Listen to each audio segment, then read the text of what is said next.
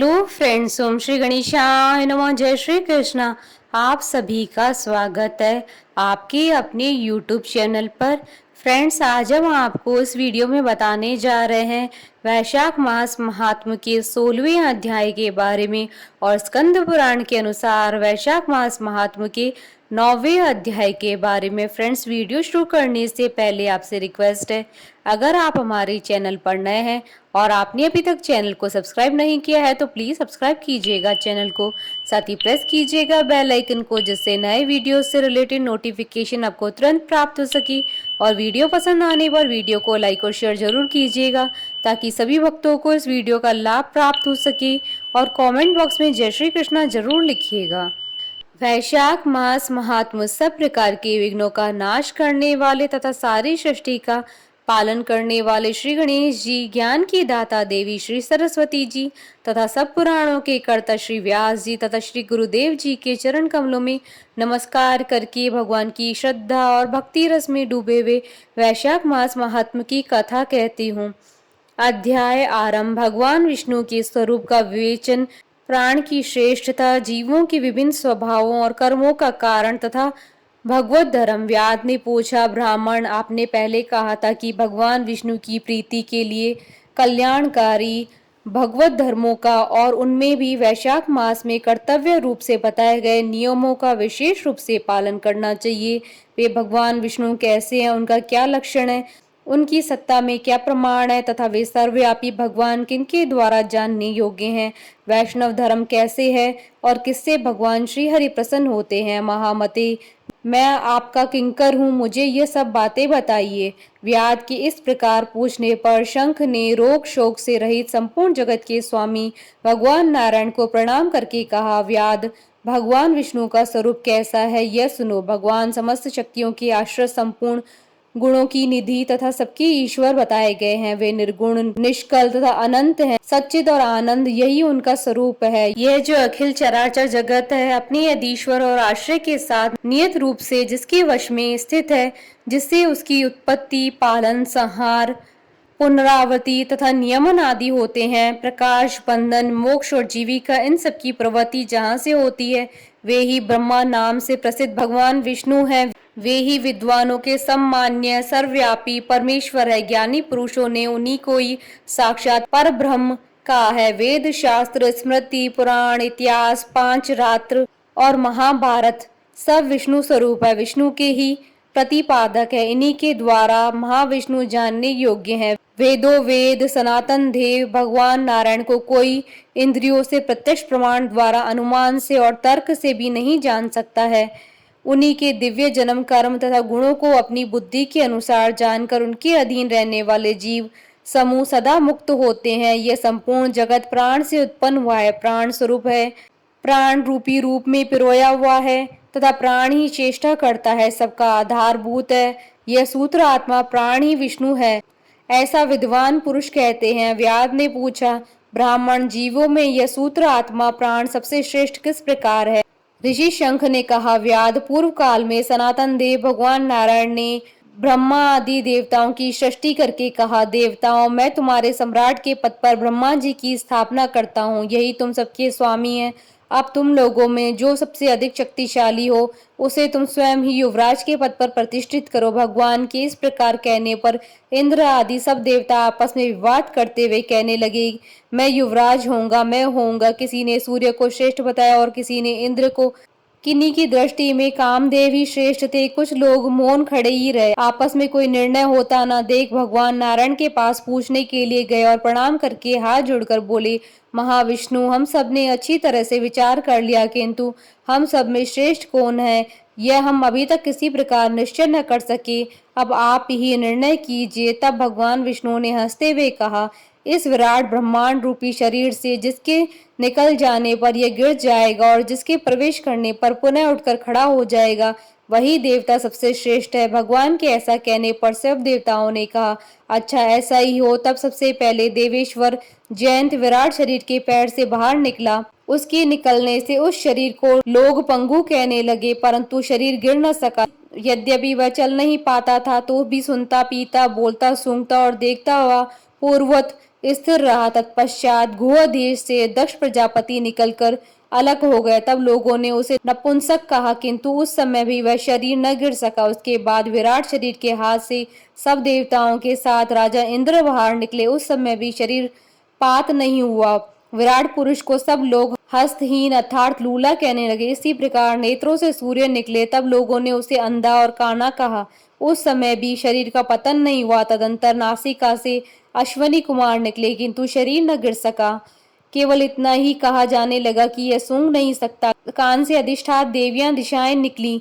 उस समय लोग उसे बधिर कहने लगे, परंतु उसकी मृत्यु नहीं हुई। तत्पश्चात जिह्वा से वरुण देव निकले। तब लोगों ने यही कहा कि यह पुरुष रस का अनुभव नहीं कर सकता, किंतु देहपात नहीं हुआ। तदंतर वाक इंद्रिय से उसके स्वामी अग्निदेव निकले। उस समय उसे गूंगा कहा गया, किंतु शरीर नहीं गिरा।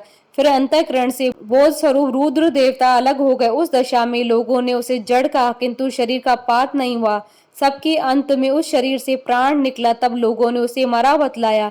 इससे देवताओं के मन में बड़ा विस्मय हुआ। वे बोले, हम लोगों में से जो भी इस शरीर में प्रवेश करके इसे पूर्वत उठा देगा, जीवित कर देगा, वही युवराज होगा। ऐसी प्रतिज्ञा करके सब क्रमशः उस शरीर में प्रवेश करने लगे। जयंत ने पैरों में प्रवेश किया, किंतु वह शरीर नहीं उठा। प्रजापति दक्ष ने गुहा इंद्रियों में प्रवेश किया, फिर भी वह शरीर नहीं उठा। इंद्र ने हाथ में, सूर्य ने नेत्रों में, दिशाओं ने कान में, वरुण ने जिह्वा में, अश्वनी कुमार ने नासिका में, अग्नि ने वाक इंद्रिय में तथा रुद्र ने अंतःकरण में प्रवेश किया, किंतु वह शरीर नहीं उठा। सबसे अंत में प्राण ने प्रवेश किया। तब वह शरीर उठकर खड़ा हो गया। तब देवताओं ने प्राण को ही सब देवताओं में श्रेष्ठ निश्चित किया। बल, ज्ञान, धैर्य, वैराग्य और जीवन शक्ति में प्राण को ही सर्वाधिक मानकर देवताओं ने उसी को युवराज पद पर अभिषिक्त किया। इस उत्कर्ष स्थिति के कारण प्राण को उक्त कहा गया। अतः समस्त चराचर जगत प्राणात्मक एवं जगदीश्वर प्राण अपनी पूर्ण एवं बलशाली अंशों द्वारा सर्वत्र परिपूर्ण है। प्राणहीन जगत का अस्तित्व नहीं है। प्राणहीन कोई भी वस्तु वृद्धि को प्राप्त नहीं होती। इस जगत में किसी भी प्राणहीन वस्तु की स्थिति नहीं है। इस कारण प्राण सब जीवों में श्रेष्ठ है। सबका अंतरात्मा और सर्वाधिक बलशाली सिद्ध हुआ। इसलिए प्राणोपासक प्राण को ही सर्वश्रेष्ठ कहते हैं। प्राण सर्वदेवात्मक है।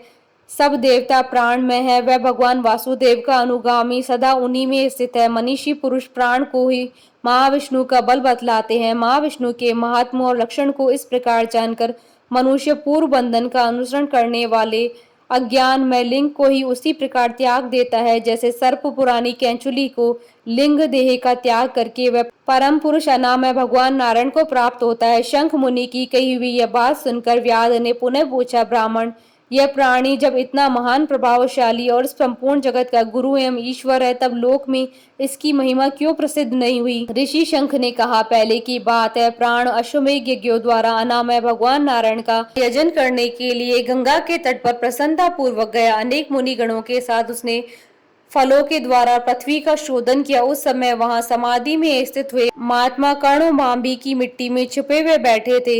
हल जोतने पर बांबी गिर जाने से वे बाहर निकल आए और क्रोध पूर्वक देखकर सामने खड़े हुए महाप्रभु प्राण को शाप देते हुए बोले, देवेश्वर, आज से लेकर आपकी महिमा तीनों लोकों में विशेषतः भूलोक में प्रसिद्ध न होगी।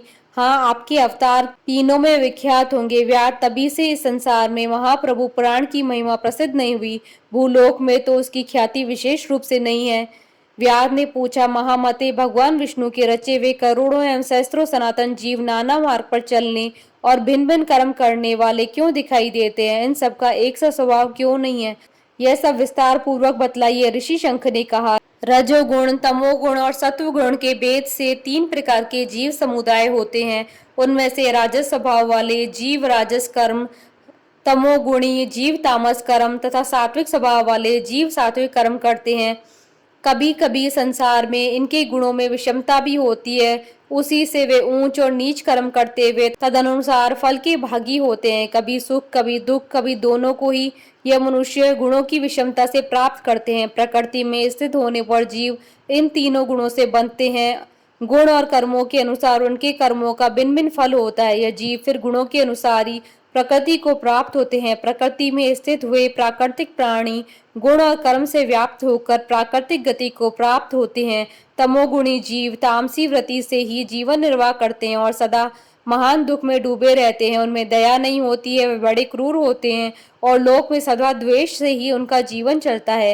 राक्षस और पिशाच आदि तमोगुणी जीव हैं जो तामसी गति को प्राप्त होते हैं। राशि लोगों की बुद्धि मिश्रित होती है, वह पुण्य तथा पाप दोनों करते हैं। पुण्य से स्वर्ग को पाते हैं और पाप से यातना भोगते हैं। इसी कारण से मंद भाग्य पुरुष बार बार इस संसार में आते जाते रहते हैं। जो सात्विक स्वभाव के मनुष्य है वह धर्मशील, दयालु, श्रद्धालु, दूसरे के दोष को न देखने वाले तथा सात्विक वृत्ति से जीवन निर्वाह करने वाले होते हैं। इसलिए भिन्न भिन्न कर्म करने वाले जीवों के एक दूसरे से पृथक अनेक प्रकार के भाव है। उनके गुण और कर्म के अनुसार महाप्रभु विष्णु अपने स्वरूप की प्राप्ति कराने के लिए उनसे कर्मों का अनुष्ठान करवाते हैं।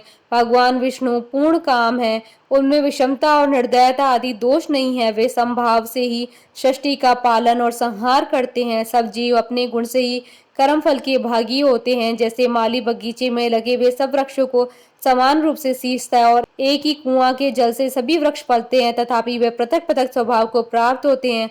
बगीचा लगाने वाले में किसी भी प्रकार विषमता और निर्दयता का दोष नहीं होता है। देवादिदेव भगवान विष्णु का एक निमेष ब्रह्मा जी के एक कल्प के समान माना गया है। ब्रह्मा कल्प के अंत में देवादिदेव शिरोमणि भगवान विष्णु का उन्मेष होता है, अर्थात वे आंख खोलकर देखते हैं तब एक निमेष रहता है, तब तक प्रलय है। निमेष के अंत में भगवान अपने उदर में स्थित संपूर्ण लोकों की सृष्टि करने की इच्छा करते हैं। सृष्टि की इच्छा होने पर भगवान अपने उदर में स्थित हुए अनेक प्रकार के जीव समूहों को देखते हैं। उनकी कुक्षी में रहते हुए भी संपूर्ण जीव उनके ध्यान में स्थित होते हैं, अर्थात कौन जीव कहाँ किस रूप में है इसकी स्मृति भगवान को सदा बनी रहती है। भगवान विष्णु चतुर्वय स्वरूप है। वे उन्मेष काल के प्रथम भाग में ही चतुर्व्य रूप में प्रकट हो व्यूगामी वासुदेव स्वरूप से महात्माओं में से किसी को सायुज्य साधक तत्व ज्ञान, किसी को सारूप्य, किसी को सामीप्य और किसी को सालोक्य प्रदान करते हैं। फिर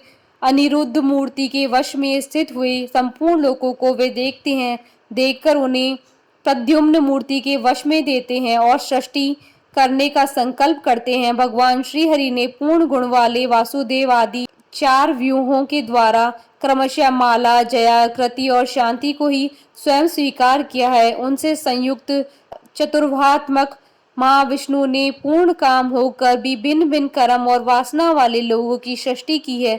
उन्मेष काल का अंत होने पर भगवान विष्णु पुनः योग माया का आश्रय लेकर व्यूगामी संकर्षण स्वरूप से इस चराचर जगत का संहार करते हैं। इस प्रकार महात्मा विष्णु का यह सब चिंतन करने योग्य कार्य बतलाया गया है, जो ब्रह्मा आदि योग से संपन्न पुरुषों के लिए भी अचिंत्य एवं दुर्विभाव्य है।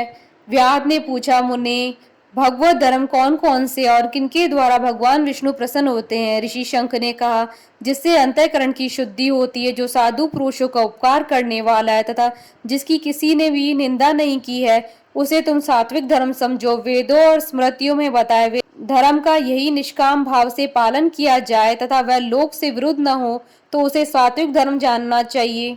वर्ण और आश्रम विभाग के अनुसार जो 4 प्रकार के धर्म हैं, वे सभी नित्य, नैमित्तिक और काम्य भेद से 3 प्रकार के माने गए हैं। वे सभी अपने वर्ण और आश्रम के धर्म जब भगवान विष्णु को समर्पित कर दिए जाते हैं तब उन्हें सात्विक धर्म जानना चाहिए। वे सात्विक धर्म ही मंगलमय भगवत धर्म है। अनन्य देवताओं की प्रीति के लिए सकाम भाव से किए जाने वाले धर्म राजस माने गए हैं। यक्ष, राक्षस, पिशाच आदि के उद्देश्य से किए जाने वाले लोक निष्ठुर, हिंसात्मक, निंदित कर्मों को तामस धर्म कहा गया है। जो सत्व गुण में स्थित हो भगवान विष्णु को प्रसन्न करने वाले शुभ कारक सात्विक धर्मों का सदा निष्काम भाव से अनुष्ठान करते हैं, वह भगवत अर्थात विष्णु भक्त माने गए हैं। जिनका चित्त सदा भगवान विष्णु में लगा रहता है, जिनकी जिह्वा पर भगवान विष्णु का नाम है, जिनके हृदय में भगवान के चरण विराजमान है, वे भगवत कहे गए हैं। जो सदाचार परायण, सबका उपकार करने वाले हैं और सदैव ममता से रहित है, वे भगवत माने गए हैं। जिनका शास्त्र में, गुरु में और सत्कर्मों में विश्वास है तथा जो सदा भगवान विष्णु के भजन में लगे रहते हैं, उन्हें भगवत कहा गया है। उन भगवत भक्त महात्माओं को जो धर्म नित्य मानी है, जो भगवान विष्णु को प्रिय है तथा वेदों और स्मृतियों में जिनका प्रतिपादन किया गया है, वही सनातन धर्म माने गए हैं। जिनका चित्त विषयों में आसक्त है, उनका सब देशों में घूमना, सब कर्मों को देखना, सब धर्मों को सुनना कुछ भी लाभकारक नहीं है। साधु पुरुषों का मन साधु महात्माओं के दर्शन से पिघल जाता है। निष्काम पुरुषों द्वारा श्रद्धा पूर्वक जिसका सेवन किया जाता है तथा जो भगवान विष्णु को सदा ही प्रिय है, वह भगवत धर्म माना गया है। भगवान विष्णु ने क्षीर सागर में सबकी हित की कामना से भगवती लक्ष्मी को दही से निकले हुए मक्खन की भांति सब शास्त्रों के सारभूत वैशाख धर्म का उपदेश किया है। जो दंभ रहित होकर वैशाख मास के व्रत का अनुष्ठान करता है, वह सब पापों से रहित हो सूर्य मंडल को भेद कर भगवान विष्णु की योगी दुर्लभ परम धाम में जाता है। इस प्रकार ध्वज श्रेष्ठ शंख के द्वारा भगवान विष्णु के प्रिय वैशाख मास के धर्मों का वर्णन होते समय वह 5 शाखाओं वाला वट वृक्ष तुरंत ही भूमि पर गिर पड़ा और उसके खोखले में एक विकराल अजगर रहता था। वह भी पाप योनि में शरीर को त्याग कर तत्काल दिव्य स्वरूप हो मस्तक झुकाए शंख के सामने हाथ जोड़कर खड़ा हो गया।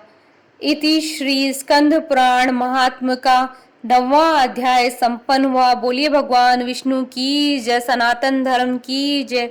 हमारे साथ इस वीडियो में अंत तक बने रहने के लिए आपका धन्यवाद। ओम श्री गणेशाय नमः। जय श्री कृष्णा।